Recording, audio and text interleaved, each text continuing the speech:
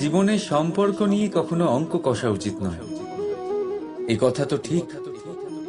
যদি এই সম্পর্কে লাভ ক্ষতি গুণ ভাগ এসব চলে আসে, তাহলে সবকিছু শুধু ব্যবসা হয়ে যায়। এই পুরো খেলাটাই হয়ে যায় অঙ্কের। আর এই জীবন নিশ্চিত রূপে অঙ্ক কষা নয়। এই জীবনে আনন্দকে বাড়ানো, কষ্টকে কমানো গণিতের খেলা নয়, ব্যবহার আর প্রেমের খেলা। কখনো কারোর মাথায় হাত রেখে তাকে শুভেচ্ছা জানালে হয়তো সেটা রাধা রাধা।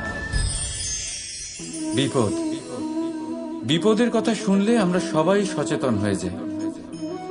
এই সংসারে এরকম কোনো প্রাণী নেই যে বিপদে পড়েনি, যে বিপদে ঘিরে থাকেনি। এবার কেউ কেউ বিপদের মুখোমুখি হয়ে বিজয় লাভ করেছে, কেউ কেউ তা পারেনি। কিন্তু বেশিরভাগ লোকেই বিপদের এই সময় কেটে যাওয়ার পরে বিপদের বিষয়ে ভুলে যায়, আর এটাই তার সব থেকে বড় ভুল হয়। বিপদের সাথে জড়িত এই তিনটি কথা সব সময় মনে রাখবেন।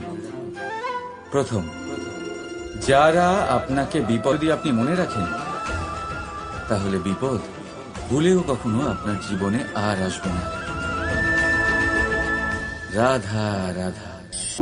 লোকে আমাকে সবসময় জিজ্ঞেস করে যে কানাই, এখন তুমি বড় হয়ে গেছো, এই বাচ্চাদের সাথে থেকে তুমি সবসময় দুষ্টুমি করো কেন? তুমি বড় হয়ে গেছো, বড়দের মতো থাকো। বেশিরভাগ লোকে এটা বুঝতে পারে না, ভাবে উনি তো ভগবান, ভগবানের মতো গম্ভীর নয় কেন? এবারে আমি কি করে বোঝাবো সবাইকে যে আমার ভগবান হওয়ার পিছনে যে সবচেয়ে বড় রহস্য, তা হলো এই বাচ্চারাই। আমার শক্তি কোথা থেকে আসে? সমস্ত সমস্যার সমাধান করার শক্তি এই বাচ্চাদের থেকেই তো আসে। জীবনে বাঁচার শক্তি, সংসারকে প্রেম শেখাবার শক্তি এই বাচ্চাদের থেকেই আসে। কারণ বাচ্চাদের থেকে বড় কোনো ভগবান হয় না। এবারে দেখুন না, পুরাণ আর বেদের কোনো জ্ঞান নেই ওদের, কিন্তু খুব ভালোভাবেই জানে যে একজন উদাস ব্যক্তির মন কি করে ভোলানো যায়, কি করে তাকে আনন্দ দেওয়া যায়। আর এই এক বিশাল ব্যাপার। কোনো ন্যায়, কোনো নীতির জ্ঞান নেই ওদের, কোনো ভেদাভেদ করতে জানে না। কিন্তু এটা অবশ্যই জানে একজন একা অজানা ব্যক্তিকে নিজের দলের সদস্য কি করে বানাতে হয়, কি করে তাকে আপন করতে হয়। আর এক বড় ব্যাপার, এই বাচ্চাদের থেকে অনেক কিছু শেখার আছে। তাই আপনারাও নিজেদের জীবনে গম্ভীর হওয়ার চেষ্টা কখনোই করবেন না। আর যদি করেন, তাহলে এই সংসার খুবই নিরস লাগবে আপনার। আপনিও বাচ্চাদের মতো নিষ্পাপ থাকুন আর নিজেকে আনন্দে রাখুন। লাভ আর ক্ষতির ঊর্ধ্বে গিয়ে সম্পর্ককে দেখুন। জ্ঞান অর্জন করার পরিবর্তে ভালোবেসে সম্পর্ক পালন করুন। আপনি নিজেই বুঝে যাবেন যে এই সংসার কতটা সুন্দর। রাধা রাধা। লোকে বলে মানুষ নিজের ভবিষ্যৎ জন্ম থেকেই লিখিয়ে আনে, অর্থাৎ এখানে এই কপালে। ভাগ্য দেবতা আমাদের সমস্ত উত্থান, সমস্ত পতনের হিসেব সবটা লিখে দেন। কিন্তু কপালে কেন, পায়ে নয় কেন? যদি পায়ে লেখা হয় তাহলে আমরা পড়তে পারবো, যদি কপালে লেখা হয় আমরা ছাড়া বাকি সবাই পড়তে পারবে।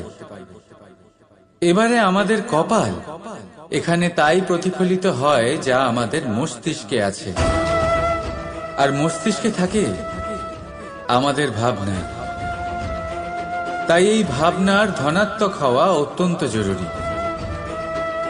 এতে বিকাশের জন্য স্থান রাখুন, এতে সবাইকে একসাথে নিয়ে চলার ভাবনা রাখুন। আর বিশ্বাস করুন, আপনার মস্তিষ্কের এই ভাবনা সাফল্য রূপে আপনার কপালে অবশ্যই লিখিত হবে। কারণ আপনার ভাবনাই সত্য হয়ে আপনার জীবনে আসে। রাধা রাধা। মানুষ জন্ম নেয়, আর জন্ম নিলেই তার জীবনযাত্রা শুরু হয়ে যায়। তারপর সে পরিশ্রম করে, লড়াই করে, আর সে তার ফল অবশ্যই পায়। সেই নিজের জীবনযাত্রা নিজেই সাজায়। তার জীবনে ভয় ততক্ষণ প্রবেশ করে না যতক্ষণ না সে জীবনে কিছু অর্জন করে। একবার সে কিছু পেয়ে গেলে তারপরে সেটা হারিয়ে যাওয়ার ভয় মনের মধ্যে জন্ম নেয়। তারপর সে ভাগ্য, জ্যোতিষ, ভবিষ্যৎ এইসব দেখতে ব্যস্ত হয়ে পড়ে। আমি আপনাকে একটা প্রশ্ন করছি, আপনি যখন এই সংসারে এসেছিলেন কি নিয়ে এসেছিলেন যে আপনি হারাবেন? কিছুই না। আপনার বশে আপনার জীবনের সেই মুহূর্তই আছে যা আপনার হাতে আছে, অন্য কিছুই নয়। আপনার হাতে আছে আপনার কর্ম। যে জীবনে দুর্ভাগ্যে হতাশ হয় না, যে অসফলতার জন্য ভেঙে পড়ে না, সেই এই জীবনে বিজয়ী হয়। বলুন, যখন আপনার জীবনে কিছুই ছিল না, কি করেছিলেন? পরিশ্রম করেছিলেন, লড়াই করেছিলেন, আর সেই সব কিছু পেয়েছেন যা পেতে চেয়েছিলেন। তাহলে আজ সব পাওয়ার পর ভয় কিসের? সেই সব জিনিস কি আপনাকে পরিশ্রম করার থেকে আটকায়? না। সেই জন্য নিজের হাতের রেখায় কখনো নিজের পথ খুঁজবেন না, কারণ এই সংসারে যাদের হাতই নেই তারাও নিশ্চিতভাবে তাদের নিজের পথ নিজেই বানিয়ে নেয়। তাহলে আপনার কি নিয়ে চিন্তা? রাধা রাধা। আমরা মানুষ যাকে ভালোবাসি তার জন্য সব কিছু করতে পারি। যেমন ধরুন, মা আর বাবা নিজের সন্তানের জন্য কি না করেন। তারা জন্ম থেকে চেষ্টা করেন যাতে তাকে সেই সব দিতে পারেন যা তার প্রয়োজন। ওর স্বাস্থ্য যাতে ঠিক থাকে তাই ওর দেখাশোনা করেন, ওর জন্য চিন্তা করেন। আজীবন চেষ্টা করেন, ধন অর্জন করেন যাতে সন্তানকে একটা বাড়ি দিতে পারেন, যাতে সন্তান খুশি থাকে। কিন্তু এর মধ্যে কিছু না কিছু অবশ্যই অনুচিত। এবার আপনি জিজ্ঞেস করবেন, এর মধ্যে অনুচিত কি আছে? আমাদের নিজেদের সন্তানকে কিছু দিয়ে যদি আমরা সন্তুষ্টি লাভ করি তাহলে এতে ভুল কি? এবার আপনি এটা বুঝতে পারছেন না যে আপনার সন্তানকে ভবিষ্যতে এর অনেক বড় মূল্য দিতে হতে পারে। আপনার সন্তানকে, আর কারণ নয়। যখন সে কিছু পেতে চাইবে সেই সন্তান সর্বপ্রথম আপনার দিকে তাকাবে। নিজে পরিশ্রম করে সেটা পাওয়ার চেষ্টা সে কখনোই করবে না। আর যখন সেটা পাবে না তখন সব থেকে বেশি দুঃখ সেই আপনার সন্তানেরই হবে। তাই যদি সন্তানকে কিছু দিতে হয় তাহলে বাড়ি নয়, শিক্ষা দিন।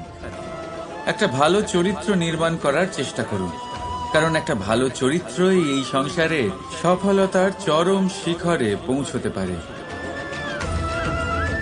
রাধা রাধা। সংসারে প্রত্যেক মানুষের মনের গভীরে অনেক রকমের চিন্তা লুকিয়ে আছে। পিতামাতার চিন্তা, সন্তানের চিন্তা, স্ত্রীর চিন্তা, কাজের চিন্তা, ভবিষ্যতের চিন্তা, ইত্যাদি ইত্যাদি। মানুষের এই মন নানান চিন্তায় ভরা, কিন্তু আস্তে আস্তে এই চিন্তা চিতা হয়ে ব্যক্তিকে সমাপ্ত করে দেয়। আপনাদের একটা কথা মনে করিয়ে দিই, যে কথা আপনারা আগে থেকেই জানেন। কি অদ্ভুত ব্যাপার, তাই না? আপনি এই সংসারে আসার আগেও এই সংসার ছিল, আপনি যখন এই সংসার থেকে যাবেন তারপরেও এই সংসার থাকবে। অর্থাৎ আপনার আসার আগে এবং আপনার যাওয়ার পর যে সময়, সেটা আপনার হাতে নেই। তাহলে আপনার হাতে কি আছে? আপনার হাতে আছে সেই সময় যেটা আপনি এখন কাটাচ্ছেন, সেই সময় যখন আপনি আমার কথা শুনছেন আর পর্যবেক্ষণ মনকে একাগ্র করে তোলে। রাধা রাধা। নির্মাণ করতে গেলে প্রথমে ভাঙনের জ্ঞান অত্যন্ত আবশ্যক। তার উদাহরণ আমি দেব এর দ্বারা।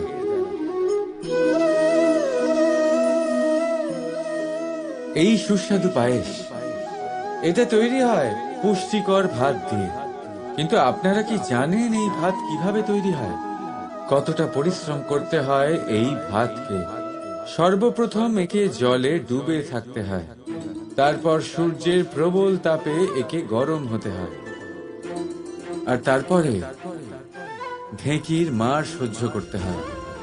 শুকনো হলে একে প্রবল বেগে ঝাড়া হয়, তারপর গিয়ে তৈরি হয় এই ভাত, যা খেয়ে আপনি তৃপ্তি পান। সব থেকে বড় সহায়ক রাধা রাধা। জীবনে আমরা সবাই, এই সংসারে প্রত্যেকেই শুধুমাত্র ওপরে উঠতে চায়। এমন কেউ নেই যে নিচে পড়তে চায়। কিন্তু আপনাকে যদি সত্যের সাথে পরিচয় করাই, তাহলে নিচে পড়া অত্যন্ত আবশ্যক। যখন আপনি নিচে পড়েন, তখন সর্বপ্রথম আপনার মনে পড়ে উপরে যখন ছিলেন, সেই স্থান, সেই সময় এবং তার গুরুত্ব কি ছিল। তার থেকেও বড় শিক্ষা, আপনার যখন পতন ঘটে, তখন আপনি বুঝতে পারেন আপনার আপন কে, আর আপনার ভয় পাবেন না। এটা আপনাকে জীবনের খুব বড় এক শিক্ষা দিয়ে যায়। রাধা রাধা। এই সংসারকে আপনি কেমন করে জানবেন, কেমন করে বুঝবেন? এবার আপনার উত্তর বড়ই সহজ হবে, সংসারকে নিজে চোখে দেখে। এটা অবশ্যই উচিত। এবারে দেখুন না, আমরা নিজে চোখে এই সংসারকে দেখি, একে চিনি, তারপরে আমরা বুঝতে পারি। কিন্তু আমরা এটা খেয়াল করতে পারি না যে সমস্ত সংসারকে দেখছে যে চোখ, তা কতটা ছোট হয়, তাই না? একা একজোড়া চোখ আমাদের সমস্ত সংসারকে দেখায়। তাহলে ভেবে দেখুন আপনার কাছে আর কি কি আছে।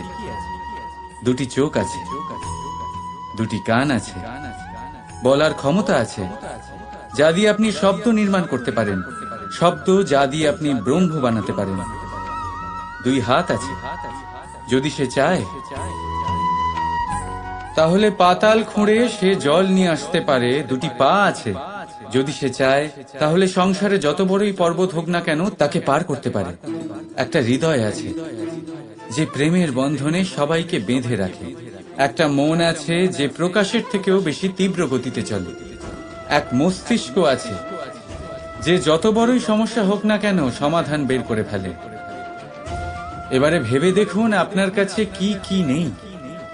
বোঝার চেষ্টা করুন আপনি কতটা ধনবান। এই সংসারে সেই ব্যক্তি সুখী নন যার কাছে ধন আছে। সুখী সেই যে ধনের সদ্ব্যবহার করে। ঠিক তেমনি আপনার ধন হলো আপনার এই শরীরের ক্ষমতা।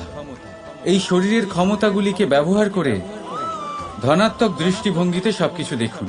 এই সংসারকে বুঝুন, নিজেকে বুঝুন। এই সুখ চাইলেও আপনার থেকে দূরে থাকতে পারবে না। রাধা রাধা। এই পেরেককে দেখতে পাচ্ছেন আপনি? এর আকার কতটা সুন্দর, আর এই আকারের কারণেই খুব সহজেই একে দেওয়ালে রোপণ করা যায়। কিন্তু যখন আপনি এই পেরেককে দেওয়াল থেকে বাইরে আনেন, আপনি দেখবেন ওখানে একটা চিহ্ন রয়ে যায়। ঠিক এমনই হলো আমাদের মুখ থেকে বের করা কড়া শব্দ। যখনই আমাদের মুখ থেকে এই কটাক্ষ বেরোয়, তখন তা কোনো ব্যক্তির মনকে আঘাত করে। আর তারপরে আপনি যতই তার কাছে ক্ষমা চান না কেন, কিন্তু তাও তার সেই ঘা পূরণ হয় না। আপনার বলা সেই কথা, সেই কঠোর চিহ্ন ওই ব্যক্তির মনের দেওয়ালে খোদাই হয়ে থাকে। সেই জন্য আমি সব সময় বলি, এই শব্দের শক্তিকে আপনারা বুঝুন, এর মাহাত্ম্যকে বুঝুন। এই শব্দ ব্রহ্ম। কারণ যেভাবে আপনাকে এই শব্দ বিজয়ী করে তোলে, সেইভাবেই এই শব্দ আপনার ব্যাকুলতার কারণে, আপনার বাচন ভঙ্গির কারণে, আপনার অতি উৎসাহের কারণে আপনাকে বিপরীত প্রহারও করতে পারে, যতই আপনার মন সুন্দর ও মধুর হোক না কেন। রাধা রাধা। আসুন আজকে আমরা কথা বলি ভাষার বিষয়ে। এই ভাষা কত অদ্ভুত এক শক্তি, কিন্তু কখনো কখনো আমরা এই তর্কে লিপ্ত হয়ে যাই যে কোন ভাষা সর্বশ্রেষ্ঠ। কখনো কখনো এই সমস্যায় আটকে পড়ি, যখন সামনের জনের ভাষা ভিন্ন আর আমাদের ভিন্ন, না আমরা তার কথা বুঝতে পারি না সে আমাদের। আচ্ছা ঠিক আছে, কিন্তু কেউ আমাকে এটার মানে স্পষ্ট করে বোঝান। সূর্যমুখী, সূর্যের কিরণের কোন ভাষা সে বুঝতে পারে যে সূর্য ওঠার সাথে সাথে সেও ফুটে ওঠে? চকর, চকরের কাছে এমন কোন ইন্দ্রিয় আছে যে সে চাঁদের শীতলতা অনুভব করতে পারে? গরু এমন কোন সঙ্গীত শিখেছে? রাধা রাধা। ব্যক্তি কখন সফল হয়, কখন অসফল, কখন ক্ষতি হয়, কখন লাভ, কখন জয় হয়, কখন পরাজয়, এসব কিসের উপরে নির্ভরশীল? বেশিরভাগ লোকেই বলবেন পরিস্থিতির ওপর, আর সেটা ঠিকও। যদি বাইরে বর্ষার পরিবেশ থাকে তবে সেখানে বস্ত্র কিভাবে শুকোতে পারে? যদি ঝড়ের পরিবেশ থাকে তাহলে নৌকা কিভাবে পার করানো যেতে পারে? কিন্তু যদি আমি আপনাকে আসল সত্যি বলি, তাহলে অসফলতার কারণ পরিস্থিতি নয়, সেই পরিস্থিতিকে স্বীকার করে নেওয়া। প্রত্যেকের জীবনে এরকম সময় অবশ্যই আসে যখন আমরা চাইলেও পরিস্থিতিকে পাল্টাতে পারি না। পরিস্থিতিকে পাল্টানো অসম্ভব হয়ে ওঠে। এরকম সময় একটাই উপায় আছে, পরিস্থিতিকে নয়, মনস্থিতিকে বদলান, আর দেখবেন সবকিছু ভালো হবে। কারণ এই মনস্থিতি আপনার জীবনের সব থেকে বড় সম্বল, সব থেকে বড় সাথী। দেখুন, অপবাদ, অসফলতা প্রত্যেকের জীবনের একটা অংশ অবশ্যই, কিন্তু আপনাকে নিরন্তর চেষ্টা করে যেতে হবে, পুনরায় ঘুরে দাঁড়িয়ে এগিয়ে যেতে হবে, তবেই সফলতা আসবে। যদি এতই সহজ হতো সফল হওয়া, তাহলে সবাই সফল হতো, তাই তো? রাধা রাধা।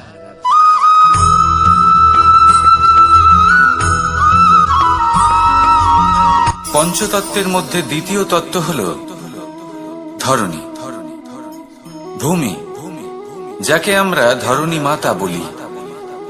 এই ধরণী ধৈর্য ধারণ করে, আর এর ওপরেই আমাদের সমগ্র সংসার নির্ভরশীল। কারণ এই ভূমি সহ্য ক্ষমতা রাখে, এর সহ্য ক্ষমতা হল অপরিসীম। সন্তান যতই আঘাত প্রদান করুক না কেন, প্রেম পূর্বক সহ্য করে, আর তার বদলে অমূল্য রত্ন প্রদান করে। সন্তান যদি হাল চালায়, তাহলে তার বদলে তাকে অন্ন প্রদান করে। এটাই হলো ধরণী। এবার এর থেকে আমরা কি শিক্ষা পেতে পারি?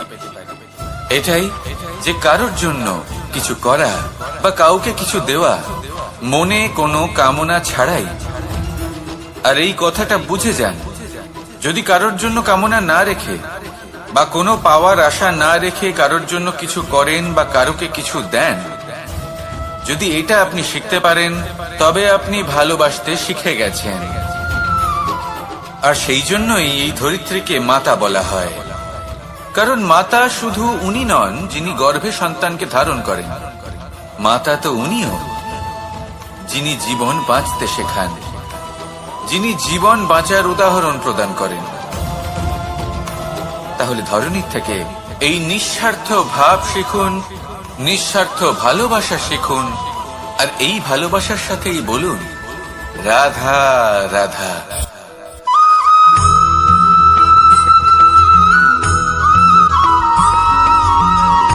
কথায় আছে, অন্ধকারে প্রদীপ প্রজ্বলিত করলে চতুর্দিক আলোকিত হয়। কিন্তু যদি এই প্রদীপ আমি সূর্যের আলোর সম্মুখে সকালবেলায় প্রজ্বলিত করে রেখে দিই, তাহলে কি হবে? আপনি বলবেন যে এটা করে তো কোনো লাভই হলো না। সূর্যের প্রকাশের সামনে এই প্রদীপ আসলে কিছুই নয়। এবার এই চিন্তা ভাবনা প্রত্যেক দিন করতে হবে, আর একটা অমূল্য শিক্ষা পেতে হবে। মনে করুন যে আপনি মহাপুরুষের সামনে বসে আছেন, কোনো মহাজ্ঞানীর সামনে। তাহলে সেই ব্যক্তির সামনে নিজের জ্ঞানের প্রদীপ প্রজ্বলিত করবেন না, নীরব থাকুন আর সেই ব্যক্তির সূর্যের প্রকাশের মতো জ্ঞান প্রাপ্ত করুন। যতটা পারবেন জ্ঞান লাভ করুন। যদি এমন কোনো সময় এমন কোনো স্থানে আপনি আছেন যেখানে চতুর্দিক অন্ধকার, কারোর কাছেই জ্ঞান নেই, সেখানে নিজের জ্ঞানের প্রদীপ প্রজ্বলিত করুন। এমন করলে দুদিক থেকেই আপনার লাভ হবে। আপনার জ্ঞান প্রাপ্তিও হবে আর জ্ঞানের সঠিক প্রয়োগও করতে পারবেন। আর এই মন প্রসন্ন হয়ে বলবে, রাধা রাধা।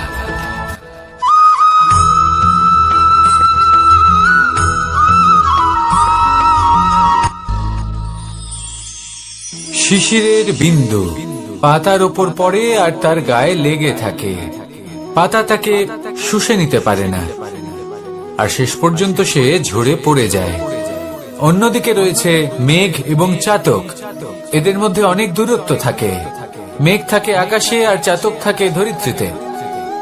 কিন্তু যখন এই মেঘ থেকে বৃষ্টি ঝরে পড়ে, এই চাতক কিন্তু সেই জলই পান করে, নয়তো সে তৃষ্ণার্ত থেকে যায়। এবার অন্যদিকে দেখলাম শিশির বিন্দু আর পাতার এই সম্পর্ক। এরা খুব কাছাকাছি থাকে, ঘনিষ্ঠও থাকে। অন্যদিকে রয়েছে মেঘ এবং চাতকের সম্পর্ক, যাদের মধ্যে অনেক দূরত্ব থাকা সত্ত্বেও তারা খুব ঘনিষ্ঠ, তাই না? এই সারমর্ম খুব সরল। এই নৈকট্য, এই দূরত্ব, তা আপনার সম্পর্কে প্রভাব কিছুতেই ফেলতে পারে না। এই নৈকট্য, এই দূরত্ব, এইসব হলো শুধুমাত্র মনের ব্যাপার। কখনো আপনি অনুভব করেছেন আপনি কারোর থেকে অনেক অনেক দূরে আছেন, অনেক দূরে আছেন, তাও সেই ব্যক্তির প্রতি আপনি টান অনুভব করেন। সেখানে আপনি কারোর সাথে প্রত্যেক দিন অতিবাহিত করেন, সমস্ত জীবন অতিবাহিত করেন, সব থেকে বেশি সময় তার সাথে অতিবাহিত করেন, তাও তার প্রতি সেই টান অনুভব করেন না। এই সংকেত হলো মনের দূরত্বের। তাহলে মনের এই দূরত্ব দূর করুন আর আমার সাথে।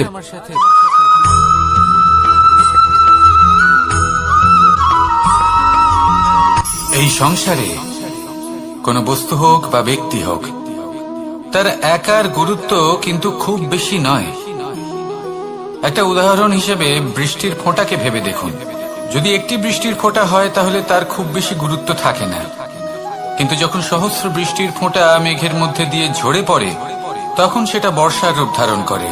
সেই বর্ষা যা এই প্রকৃতিকে শান্ত করে। সেইভাবেই পাথরের ছোট টুকরো, তার খুব বেশি গুরুত্ব থাকে না, কিন্তু যখন অসংখ্য পাথরের টুকরো একত্রিত হয় তখন তা পর্বতের আকার ধারণ করে। সেইভাবেই কিছু মানুষ যখন একত্রিত হন তখন তৈরি হয় পরিবার। কিছু পরিবার যখন একত্রিত হয় তখন তৈরি হয় সমাজ। যখন অনেক সংখ্যক সমাজ একত্রিত হয় তখন তৈরি হয় রাজ্য। এবার এই রাজ্যের সব থেকে গুরুত্বপূর্ণ ব্যক্তি হতে পারেন রাজা, কিন্তু তাও সেই রাজা একা কিছু করতে পারেন না। যুদ্ধ লড়ার সময় তারও নিজের সৈন্যদলকে প্রয়োজন পড়ে। কিন্তু এই সংসারে এমন একজন ব্যক্তি আছেন যিনি একাই সব কাজ করতে থাকেন, এবং সেই ব্যক্তি হলেন মা। আমাদের জীবনে একজন পিতার ভূমিকা কিন্তু নিঃসন্দেহে অমূল্য, কিন্তু আমাদের সকলের জীবনে যে ভূমিকা একজন মায়ের তা অন্য কারোর থাকে না। একজন মা একাই সন্তানকে বড় করতে পারেন, সংস্কারী করে তুলতে পারেন, তার জন্য পরিশ্রম করেন। আর এত কিছু কাজ করার পরেও তার কাজের জন্য তিনি প্রশংসা অবশ্য পান না। উল্টে যদি সেই সন্তান অনুচিত পথে চালিত হয়, অনুচিত কর্ম করে, তখন সেই মাকেই অপবাদের পাত্র হয়ে উঠতে হয়। আমাদের জীবনে মায়ের যোগদান কতটা সেটা বুঝুন। আপনাকে বড় করে তোলার জন্য উনি কতটা পরিশ্রম করেছেন সেটা বুঝুন। আজ থেকে, এখন থেকে, এই মুহূর্ত থেকে মাকে সম্মান করতে শিখুন। যখন সময় পাবেন, যখন সুযোগ হবে, তখন তার প্রশংসা করুন, ওনারও ভালো লাগবে। আর মায়ের এই মমতার জন্য, তার এই ভূমিকার জন্য আসুন সবাই মিলে আমরা তাকে প্রণাম করি, আর সকলে মিলে ভালোবেসে বলি রাধা রাধা।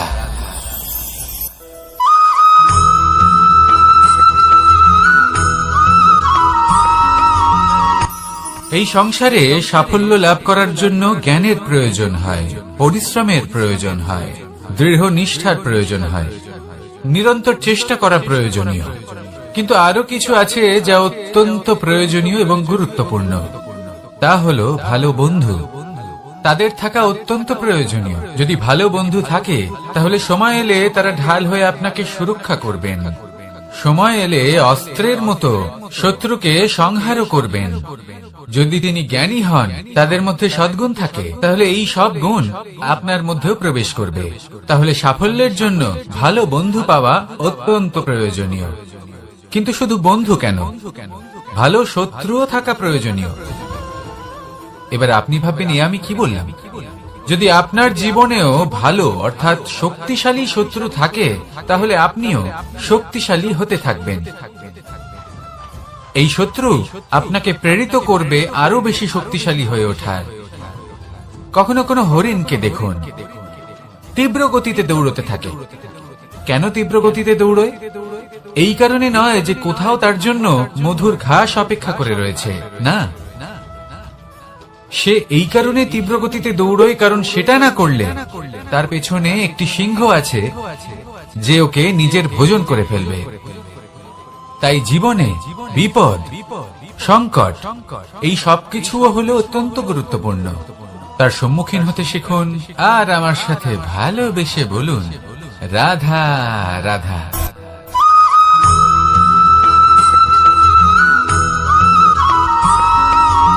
মানুষ জন্মগ্রহণ করে, তার সাথে ভয়েরও জন্ম হয়। ছোটবেলা থেকেই আমাদের মনে কোনো না কোনো প্রকারের ভয় থেকেই যায়। কেউ এই বিষয়ে ভয় পায় যে তার কোনো বস্তু তার থেকে দূরে চলে যাবে। কেউ এই বিষয়ে ভয় পায় যে আমি নিজেকে হারিয়ে ফেলব। কেউ এই ভেবে ভয় পায় যে আমার প্রিয়জনেরা তারা যেন আমার থেকে দূরে না চলে যায়। কেউ এই ভেবে ভয় পায় যে আমরা যেন পথ না হারিয়ে ফেলি, আদি ইত্যাদি। কিন্তু সত্যি কথা বলতে, ভেবে দেখুন এই ভয় বাস্তবে কি? শুধুই একটা মনস্থিতি, আর কিছুই নয়। যা কিছু আপনি জীবনে পেয়েছেন তা একদিন আপনাকে হারাতে হবে। এই জীবন হলো আপনারই, কিন্তু তাও একদিন সমাপ্ত হবে। তাই ভয় পেয়ে কি লাভ? এই ভয় শুধু আপনাকে জীবন যাপন করা থেকে বাধা দিচ্ছে, আর কিচ্ছু নয়। পথ হারিয়ে ফেললেই বুঝতে পারবেন যে নতুন পথ কিভাবে বানাতে হয়। কিছু মানুষকে জীবন থেকে হারালে তবেই আপনি বুঝবেন যে আপনার আপনজনকে। এই ভয়ের কারণে ভীত হয়ে থাকবেন না। এই তারা নক্ষত্র অন্ধকারের অভাবে গুরুত্ব হারায়। শিবকেও মহাদেব হওয়ার জন্য বিষ পান করতে হয়েছিল। প্রত্যেক পরিস্থিতি, প্রত্যেক সাফল্য আপনার পরীক্ষা নেবে। তাতে উত্তীর্ণ হওয়া হলো আপনার কর্ম। যখনই আপনি ভয় পাবেন বা সংকটের সম্মুখীন হবেন, তখন সাহসের সাথে তার সম্মুখীন হন। মনে রাখবেন, যে সম্মুখীন হতে জানে, সাফল্য তার সাথে সব সময় থাকে। আসুন আর আমার সাথে ভালোবেসে বলুন, রাধা রাধা।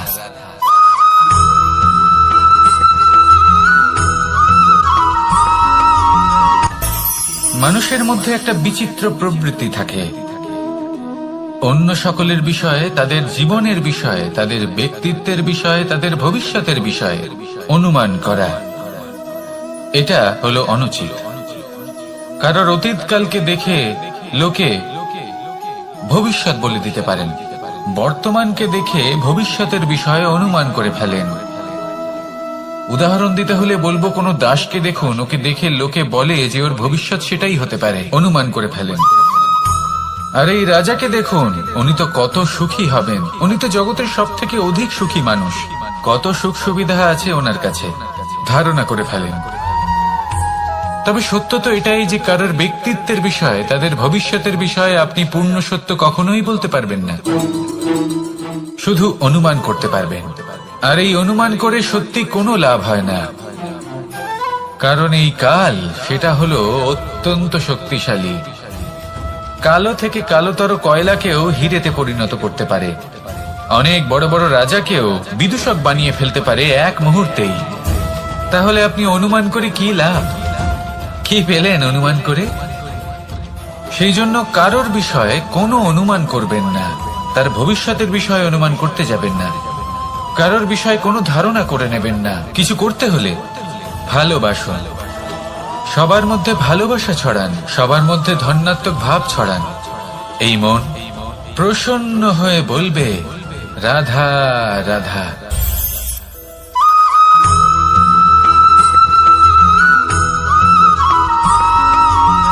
এই সংসারে সব থেকে বেশি কোমল বস্তু হলো রেশম। এই রেশম এতটাই কোমল হয় যে এর পুরো একটা থান শুধুমাত্র একটা হাতে ধরা সম্ভব। কখনো ভেবে দেখেছেন এই রেশম কিভাবে হয়? একটি কীট তার লালার দ্বারা উৎপন্ন হয়। এই কীট সেই রেশমকে পাক দিতে থাকে, পাক দিতেই থাকে, দিতেই থাকে, আর আস্তে আস্তে তার মধ্যেই জড়িয়ে পড়ে। শেষে ওর এই সুন্দর অমূল্য সৃষ্টি রেশমের এই সুতো তার নির্মাণ কার্য পূর্ণ হয়, কিন্তু তাতেই ও নিজে বন্দী হয়ে যায়। নিজেরই মায়াজালের এই বন্দী গৃহে নিজেই ফেঁসে যায়। এবার এই সুতোকে ব্যবহারযোগ্য করে তোলার জন্য এই কীটগুলিকে এই কবচের সাথেই ফুটন্ত জলে ফেলে দেওয়া হয়। এই সংসারে যদি আমাদের স্বপ্ন এই সংসারের দুঃখ হরণ করার জন্য, এই সংসারে সুখ বিতরণ করার জন্য হয়, তবেই আমাদের প্রগতি সম্ভব। যদি আমাদের এই স্বপ্ন শুধুই আমাদের এবং আমাদের স্বার্থ সিদ্ধির জন্য হয়, তাহলে এই স্বপ্ন আমাদের অন্ধ করে দেবে, আমাদের অন্ধকারের পথে নিয়ে যাবে, আর আমরাও সেই কীটের মতো হয়ে যাব। নিজেদেরই মায়াজালে আমরা নিজেই ফেঁসে যাব, আর শেষে আমরা যদি কিছু লাভ করি তা হবে একাকিত্ব, অন্ধকারময় মৃত্যু। তাই স্বপ্ন অবশ্যই দেখুন, কিন্তু এমন ভাবে স্বপ্ন দেখবেন না যে তার এই বন্দিগৃহে আপনি নিজেই ফেঁসে গেলেন। স্বপ্ন দেখুন পরোপকারে।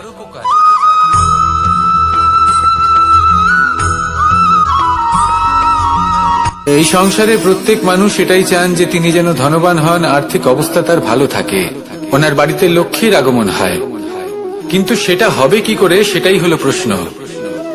কেউ বলেন যে যদি পরিশ্রম করো তাহলে ধন অর্জন সম্ভব, কেউ বলেন যে যদি বিদ্যা লাভ হয় তবেই ধন অর্জন সম্ভব, কেউ বলেন যে যদি বলশালী হও তবেই সম্পন্ন থাকবে। ভালো কথা, যদি তাই হয়ে থাকে, তবে দিনমজুর সারা দিন পরিশ্রম করেন, তিনি কেন ধনী হন না? অনেকজন বিদ্বান মানুষ আছেন এই সংসারে, তারা কেন ধনবান হন না? অনেক সংখ্যক বলশালী ব্যক্তি আছেন, তাদের কাছে ধন নেই কেন? তাদের কেন ধনের অভাব হয়? আবার এমনও কিছু মানুষ আছেন যারা পরিশ্রম করেন, তারা দিনমজুর, কিন্তু তারা ধন অর্জন করতে পারেন। কিছু বিদ্বান ব্যক্তি আছেন যাদের কাছে অধিক মাত্রায় ধন রয়েছে, কয়েকজন বলশালী ব্যক্তি রয়েছেন যাদের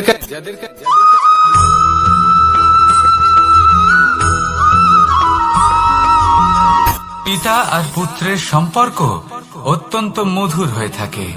পিতা স্বপ্ন দেখেন, তাকে পূর্ণ করার সকল সম্ভাব্য চেষ্টা করেন, কিন্তু তাও অনেক সময় ওনার স্বপ্ন অপূর্ণ থেকে যায়। তখন পিতা ভাবেন যে স্বপ্ন উনি পূর্ণ করতে পারেননি, ওনার সন্তান তা অবশ্যই পূরণ করবে। যে স্থানে উনি কখনো পৌঁছতে পারেননি, সেই স্থানে ওনার পুত্র অবশ্যই পৌঁছবে। পিতা নিজের সন্তানের ভবিষ্যৎ নিয়ে সেই স্বপ্ন দেখেন, আর যখন সেই সন্তান সামনে এগোতে থাকে তখন তার দুঃখ হয় না, বরং গর্ব হয়। ওনার ভালো লাগে এটা দেখে যে ওনার সন্তান অনেক উন্নতি করছে। কিন্তু যখন সন্তান নিজের অভিভাবকের শক্তি দেখে, তার যশ দেখে হিংসা করতে থাকে, সমস্যা সেইখানেই শুরু হয়। সেই জন্য সকল সন্তানকে এটা মনে রাখতে হবে, দেখুন, পুত্র হবার সুবাদে, এক সন্তান হবার সুবাদে এটা হলো আপনার অধিকার যে আপনি আপনার পিতার থেকে বেশি উন্নতি করবেন। আপনার পিতাও এটাই চান, কিন্তু সুস্থভাবে এটা করুন। একটা রেখা টেনে নিন যাতে আপনি তাতে এগোতে পারেন আর আপনার পিতার তাতে গর্ববোধ হয়, আর সেই বিষয়ে দুঃখ না হয়, যে আমার সন্তান আমাকেই ছোট করার চেষ্টা করছে। ইতিহাস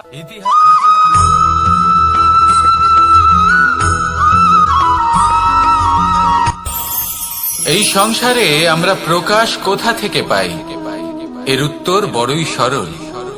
ভোরে যখন সূর্যোদয় হয় তখন প্রকাশের কিরণ আমাদের ঘরে এসে পৌঁছয়। এইভাবেই আমরা প্রকাশ লাভ করি। এবার এই প্রকাশের আলোতেই আমরা সারাদিনের কাজ সম্পন্ন করি। সন্ধে হয়ে যায়, সূর্যাস্ত হয়ে যায়, আর আমাদের ঘর যাতে অন্ধকার না হয় তার জন্য আমরা একটা প্রদীপ প্রজ্বলিত করি। এটাই ঘটে আমাদের জীবনেও। এবার প্রবাহমান আয়ুর সাথে আমরা আমাদের অন্তরে যদি একটা প্রদীপ প্রজ্বলিত করে নিই তাহলে বিষয়টাই অন্যরকম হবে। এবার আপনি বলবেন কোন প্রকাশের কথা বলছি যা আমাদের অন্তরে জাগ্রত করা সম্ভব? আমাদের আত্মার মাঝে প্রেমের প্রকাশ জাগ্রত করার কথা বলছি। কারণ আমাদের এই জীবন এও হলো দিনের আলোর মতো। আজ প্রকাশ আছে, কিন্তু কোনোদিন অবশ্যই অস্ত হবে। কিন্তু অস্ত হবার আগে যদি আমরা আমাদের আত্মার মাঝে প্রেমের এই প্রকাশ উজ্জ্বলিত করে নিই তাহলে আমাদের সন্ধ্যাকালও আমরা আনন্দে এবং প্রেমে যাপন করব। তাহলে আসুন আর আমার সাথে ভালোবেসে বলুন, রাধা রাধা। আমাদের শরীর প্রকৃতির সর্বশ্রেষ্ঠ রচনা। যে অঙ্গ প্রত্যঙ্গ আমরা লাভ করেছি প্রত্যেকটির মধ্যে একটি নিজস্ব বার্তা রয়েছে। একটু ভেবে দেখুন, দুটি চোখ দিয়েছে দেখার জন্য, দুটি কান দিয়েছে শোনার জন্য, নাসিকাও আছে দুটি, দুটি হাত দিয়েছে দ্বিগুণ পরিশ্রম করার জন্য। কিন্তু জীব শুধুমাত্র একটি। তার উপরেও তীক্ষ্ণ বলিষ্ঠ দাঁত দিয়েছে তার রক্ষার জন্য। কখনো ভেবে দেখেছেন কেন?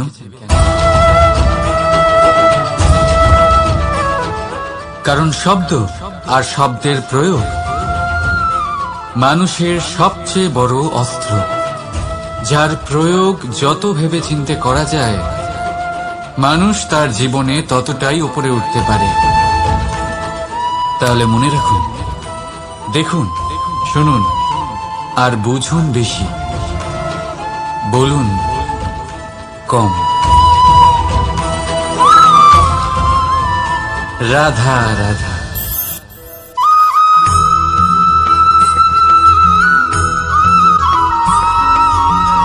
যখন আমরা কোনো বনে প্রবেশ করি তখন এই সবুজ ঘাস দেখে, এই কোমল ঘাস দেখে আমাদের মন প্রফুল্ল হয়ে ওঠে। ভিন্ন ভিন্ন প্রজাতির ফুল, ভিন্ন ভিন্ন রঙের ফুল দেখে এই মন আনন্দে ভরে ওঠে। এখানে শিশুরা আনন্দ লাভ করে, বড়রা ভোজন গ্রহণ করেন, কথাবার্তা বলেন, হাঁটাহাঁটি করে বেড়ান। এবার ভেবে দেখুন, যখন এই উপবনের নির্মাণ হয়েছিল সেই সময় যদি এই মাটিকে সঠিকভাবে খনন না করা হতো, যদি তাতে সঠিকভাবে বীজ রোপণ না করা হতো, যদি কোনো সংঘর্ষ না হতো, পরিশ্রম না করা হতো, যদি চলতে চলতে পায়ে কাঁটা না বিঁধে যেত, তাহলে এই সুন্দর বন দেখে আমরা কি এই আনন্দ লাভ করতে পারতাম? কখনোই নয়। ধরুন কোন নদীর তটে সুন্দর একটি বন আছে, সেই বনের আনন্দ লাভ করতে গেলে আপনাকে সেই নদী পার করতেই হবে। যদি সুখের নদীর কাছে পৌঁছতে চান তাহলে তটে যে কাঁটা রয়েছে সেগুলোর সাথে সংঘর্ষ করতেই হবে।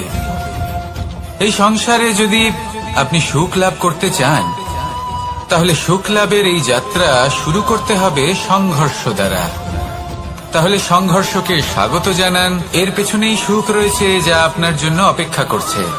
এবার হাসুন আর আমার সাথে ভালোবেসে বলুন, রাধা।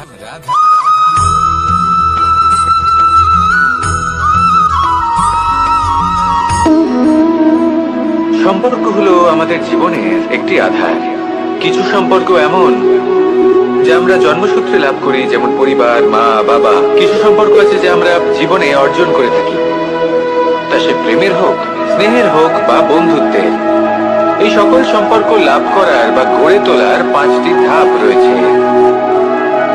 প্রথম ধাপ, কোনো ব্যক্তির সাথে আলাপ হওয়া, তার সাথে কথা বলা বা তাকে দেখা। দ্বিতীয় ধাপ, সে ব্যক্তিকে আমাদের ভালো লাগা। তৃতীয় ধাপ,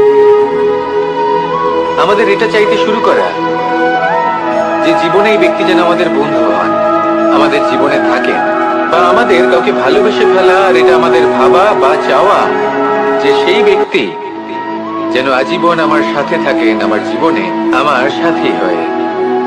চতুর্থ ধাপ, লাভ করা।